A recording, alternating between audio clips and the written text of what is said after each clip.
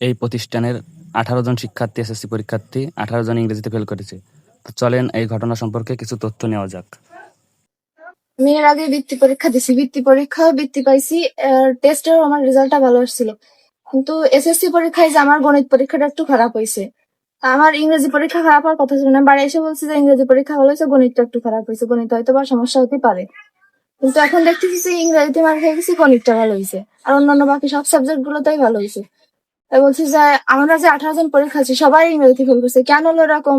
এটা যদি একটু দেখতে হতো। আমার মেয়ে পরীক্ষার 2-3 মাস আগে পরীক্ষা দিছিল, সেই থেকে আমার মেয়ে বৃত্তি পাইছে। আমার মেয়ে কখনো এই পরীক্ষায় ফেল করতে পারে না। আমার মেয়ে সবচেয়ে সবার আগে থাকে, সবসময় জন্য মেধা ভালো। স্যাররা সবাই আশা ছিল যে তার প্লাসে পেবে না, সব পাইখানায় প্লাস পাইছে, কিন্তু ইংলিশে কেন ফেল করলে এটা আপনারা একটু যাচাই করেন। প্রস্তুতি খুবই ভালো ছিল, খালি ইংলিশই খালি এরকম হয়ে গেছে। কিন্তু আমরা সবাই, আমি শুধু না, আমাদের ক্লাসের সবারই এরকম হয়েছে ইংলিশে। প্রথম দ্বিতীয় কাজটা হতে পারে না, কিন্তু পরীক্ষা দিয়ে আইসি তা বলো রেজাল্টের এরকম আশা ছিল না, কিন্তু ইংরাজির কি দেখাইছে। আমার এতদিনের চাকরির যতটুকু অভিজ্ঞতা, আমার এতদিন এরকম আমি কখনো ফেস করিনি। এখন যেটা হয়ে গেছে এটা তো আসলে আমি মনে করি আমাদের বিগত কয়েক বছর কারিকুলামের একটা প্রভাব ছিল, যার কারণে ছেলে মেয়েদের পড়াশোনা ঠিকভাবে হয়নি। তারপরে আমাদের মাদ্রাসার ছেলে মেয়ে অনেকটা দুর্বল, পড়াশোনা ঠিক মতো, আর দরিদ্র ফ্যামিলি ছেলে মেয়ে তারা ঠিক মতো বই খাতাও কিনতে পারেনি। অনেক ছেলে মেয়ে আপনারা একটু খোঁজ নিয়ে দেখতে পারেন যে আমাদের যে ব্যাচটা ছিল তাদের কতজন ছেলে মেয়ের বই ছিল, বা সেইভাবে তারা পরিবার থেকে সাপোর্টটা পেয়েছে। আমরা আমাদের যতটুকু সাধ্য চেষ্টা করছি, কিন্তু যা হয়ে গেছে অ্যাক্সিডেন্টলি, হয়তো আমাদেরও কিছু দুর্বলতা ছিল, ছেলে মেয়েদের তো আছেই। যেহেতু নতুন অভিজ্ঞতা আমার এই এতদিনে, থেকে আর কি বলার আছে।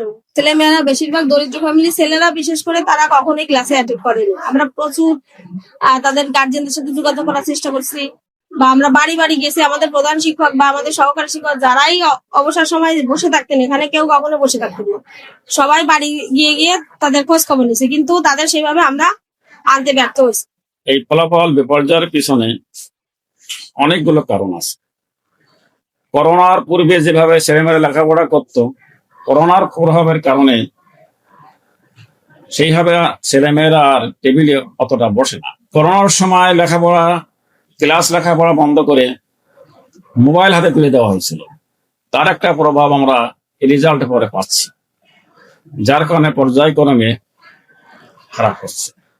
আর বিশেষ করে আমাদের আর একটা বিষয় আমরা পাচ্ছি, মোবাইলের ব্যাপক প্রসার বা প্রভাব। কিছু কিছু ছেলেমেয়েরা পড়ার টেবিলের থেকে তারা মোবাইল চালানোকে বেশি প্রাধান্য দেয়। সর্বোপরি আমাদের তত্ত্বাবধানের নিঃসন্দেহে ঘাটতি আছে আমরা মনে করি। আশা করি যদি আমরা আরো একটু তৎপর হই, তাহলে এই সমস্যা থেকে আমরা উত্তরণ করতে সক্ষম। গতকাল এসএসসি পরীক্ষা এবং সমমান পরীক্ষার ফলাফল প্রকাশিত হয়েছে। নড়াইল জেলা থেকে মাদ্রাসা শিক্ষা বোর্ডের 2টি প্রতিষ্ঠান, পেরোলি দাখিল মাদ্রাসা ও আফরা দাখিল মাদ্রাসা থেকে কোনো শিক্ষার্থী পাশ করেনি। এটি দুঃখজনক।